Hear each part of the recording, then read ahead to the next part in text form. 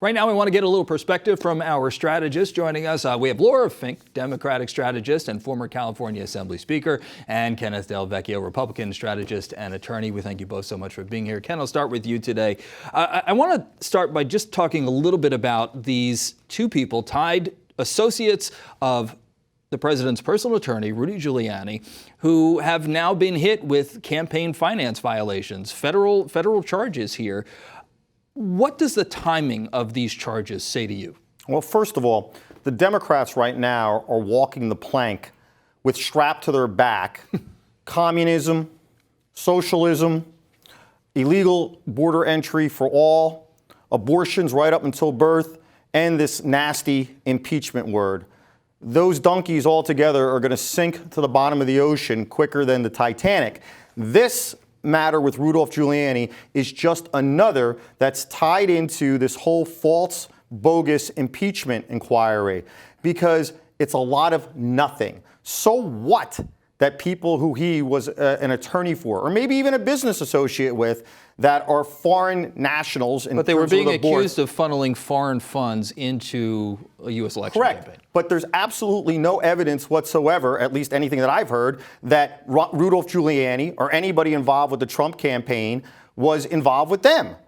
Just because they committed allegedly some illegal acts doesn't mean anything under the eyes of the law relative to these other people. And this goes to the heart of what upsets people across the country at the highest level right now. There's a complete abandonment of innocent until proven guilty and proof beyond a reasonable doubt, and there's this constant linking and tying people together where there's no evidence that they are together.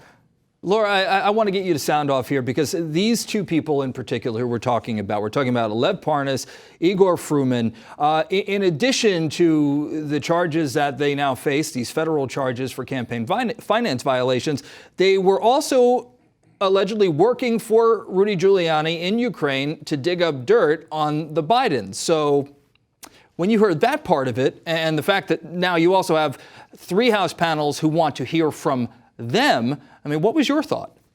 Well, we don't need to wait for shoes to continue to drop. We have new evidence every day supporting this Ukrainian operation, which had tentacles everywhere, with taxpayer dollars being withheld and military aid being withheld, that the president then went on a phone call to ask a favor. With these two individuals who are funneling money, foreign money, to support Trump's campaign, with his personal attorney, Rudy Giuliani. Now, you know that they were arrested in the airport, set to go to Vienna, with Rudy Giuliani set to go follow them there, I believe, tomorrow. So all of this needs to be explored. And where I will agree is, yes, that's what the impeachment inquiry is for. And frankly, that's also why we see increasing numbers, even among Republicans, of those that support the impeachment inquiry. When 30% of Republicans say that they want to see the impeachment inquiry proceed, you know, we realize this is not a partisan issue. This is an issue where we need to find out the truth. And this is the beginning of an unveiling. And the more evidence that comes forward, we're going to start to see that picture come together.